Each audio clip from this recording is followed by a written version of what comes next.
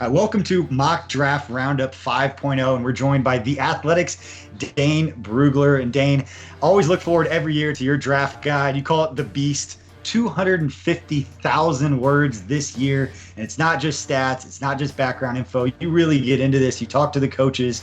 If fans who love the draft want more information, they want what I would consider the best draft guide out there, how would you recommend they go and get that? Well, if you're an Athletic subscriber, you get it for free as part of your subscription. So, not only do you get all the information that's on the Athletic already, all our great articles, not just, our NFL draft coverage, but across the spectrum of all sports, which will eventually get playing again. Get your Athletic subscription, and the guide's free. If you're interested in the NFL draft at all, I promise you will not be disappointed by it. And I know from personal experience that there are NFL decision makers and GMs who you send this to every year. They want to know what you have to say, and it's the guide that I use. I print it off. I've got it with me during the draft. So Chiefs fans, if you're out there, if you want good quality information that is covering the entire NFL, Dane is your guy. And Dane, I asked you to come up with your Chiefs dream draft and the guys that you think would be a great draft for the Kansas City Chiefs, and you sent me your 5 names. So let's go through those guys, starting with your pick in the first round in Utah cornerback Jaylen Johnson, 2-time first-team All-Pac-12 player, played inside and outside. Just how can he help a team right away, particularly a team like the Chiefs coming off a Super Bowl victory? Yeah, and this is a player who had a ton of offers out of high school. He initially verbaled to USC before switching over to Utah.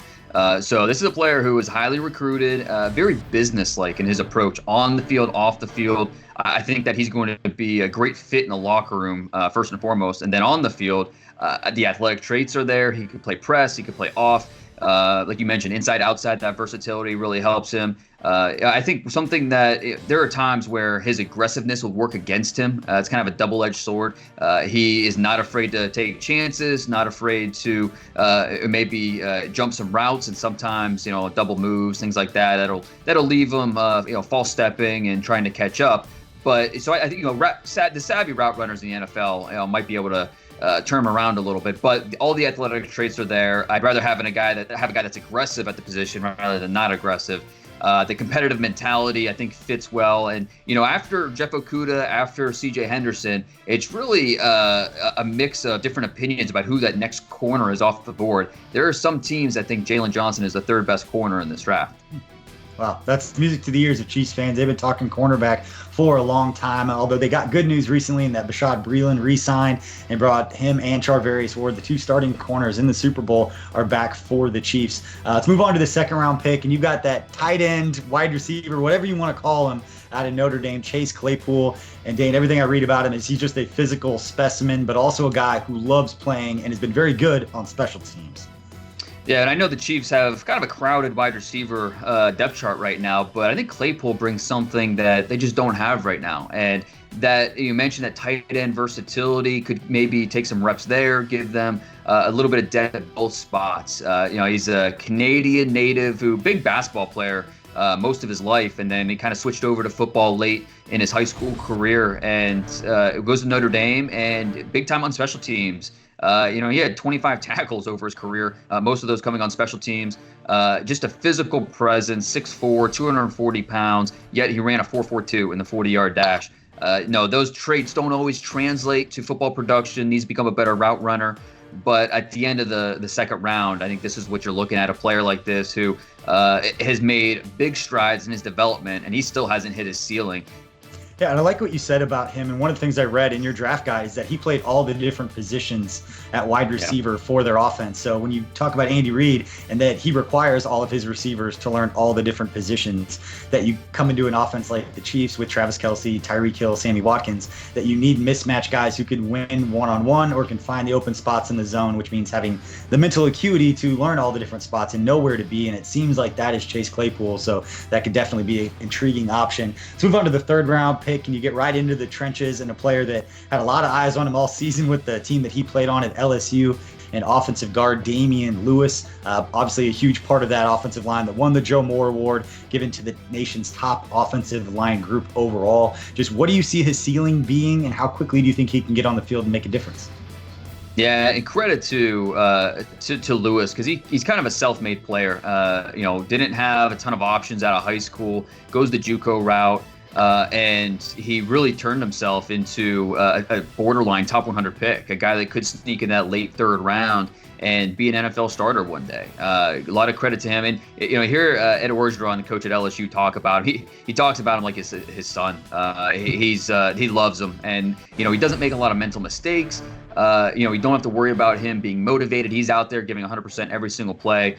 He's a big boy. He's 6'2", 330, but he moves well, and he's got a little flexibility through his hips, and so he's not just a stiff phone booth blocker. But he's also not a guy that you want pulling and covering a lot of ground, but at the same time he can move. He's not a statue. He's got that inline power where he can dominate defenders in different ways. So I love his finishing ability. I love his appetite for just being physical, dominating some of these players. I'm a big fan of Damian Lewis, and it's not a great guard class, but he's one of the first 2 or 3 that really has a chance to be a starter. And I think will be one of the first 2 or 3 guards drafted.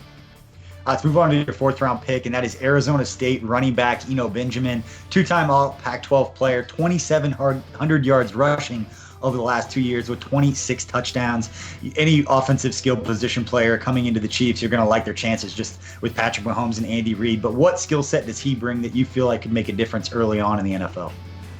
Yeah, and he was nothing, just productive. And this is a guy who graduated in 3 years at Arizona State, a true junior, but he got an invitation to the Senior Bowl because he was able to graduate early. And so there's a lot to like about him on the field, off the field. And I think you can sense a trend with kind of who I've chosen for the Chiefs, guys that you can rely on off the field, but also on the field. And with Benjamin, he's a guy who was last 2 years, went over 1,000 yards both years, double-digit touchdowns both years. His production declined a little bit this past year as a junior, but Arizona State, they put so much on him. They asked him to do so much, and there just weren't many holes. When you're watching the tape on him, he's making something out of nothing. But you love the physical determination that he's running with, and that really helps production.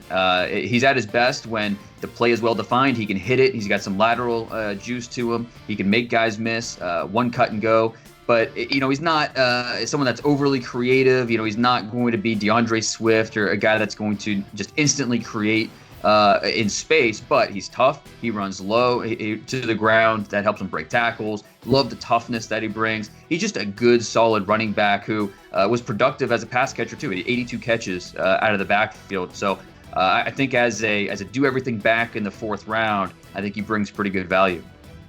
And I'll trust your opinion on running backs because it was a few years ago you and I were talking in Indy at the Combine about Darrell Williams, a guy that you really, really liked that was really making an impact for the Chiefs early in the season before the hamstring injury that cost him the second half of that season. But another player, if he can come back healthy, can show what he can do. And then to round out your mock draft, your Chiefs dream draft, I should say, the 5th round pick, Benito Jones out of Ole Miss, a defensive tackle. The thing that jumped out in reading through your draft guide, didn't miss a game in college and finished number 9 in school history with 31 tackles for loss. And for a guy that plays that nose tackle, nose guard, plays in the trenches on the interior, to see him get in the backfield and to see those tackle for loss numbers, that jumps out. Yeah, no question, because a lot of times he was asked to 2-gap, he was asked to not just let loose and be a pass rusher, but he was still able to. They ran a 3-4 scheme a lot in Ole Miss's defense, and he played the nose. So he saw a lot of snaps. He was 4-eye. He saw just straight up, head up over the center. He was asked to 2-gap, 1-gap. So I think there's a lot to like about him and his versatility. And he's a country boy at heart. He's got plenty of cows. He's got animals. And that country strength you see that on the field with it matches his agile feet, just his mentality that he plays with. There's a lot to like about him as a versatile defensive lineman who has the play violence. He can hold his own versus the run, and then also if you give him a shot, he can make plays in the backfield. So big fan of Benito Jones on day 3 as that rotational nose tackle who can play different spots on the defensive line. Country boy, grew up on the farm. That's why I love talking to you. You know everything about these guys. You really get into it. And those are the 5 picks you have, as the Chiefs just have the 5 picks unless there are any trades. But Dane, the one other position and player I want to ask you about, because you know all these guys, is the lack of a linebacker in your 5 picks. Because Chiefs fans, they're very vocal about thinking the linebacker position needs some young talent added to it. And I always try to remind, and I would give you the platform, talk about Darius Harris, a player that was picked up from Middle Tennessee State last year, would have been drafted had he not been injured, but one of those like lottery ticket type guys that Brett Veach and that staff picked up after the draft, knowing that he wasn't going to play as a rookie, but then give him a chance, and a player that I know that they really believe has a chance to show what he can do whenever the offseason kicks back up and you get into training camp. What do you remember about Darius Harris, and where would he kind of fit in either last year in their draft or in this draft, just to give some context to fans as far as what kind of pick they're getting as maybe a bonus type pick for the Chiefs this year? Yeah, he was a 3-year starter for Middle Tennessee, senior captain, and I remember how he had a little bit of buzz for himself after his pro day, because at 6'2", 235, he ran in the 4.6s. He looked pretty good during his workout, and that really helped back up the resume that he had as a 3-year starter. At his best season as a senior, almost 100 tackles. What I loved most about him when I watched him was just the tenacity they play with, the competitiveness. I mean, he would attack blocks with this aggressiveness that blockers couldn't match, and so that really helped him. Sometimes he was a little too over-aggressive in terms of attacking gaps. He can get sucked up, and he'd be late to recover. But not the average range, a little straight line-ish. But love the way he would engage, love the way he would stack. He's a really reliable tackler. Didn't have a lot of missed tackles on the tapes that I watched. So he's a physical take-on player with consistent play speed. So you're talking about a day 3 player, but still a guy that has some NFL traits and someone that can stick at the on your linebacker depth chart, push for starting reps, see some reps on special teams. And so I think the Chiefs have a pretty good player who might make some noise once we get into camp. There we go. That is Dane Brugler from The Athletic. Dane, we appreciate your time. Again, fans, if you love the NFL draft and you want as much information as possible, get that subscription to The Athletic. Get the beast is what he calls it. 250,000 words. Again, people in the NFL get this. You have access to getting it too. It's a lot of great information. Dane, we appreciate your time. Stay safe, man. Anytime. Thanks, BJ.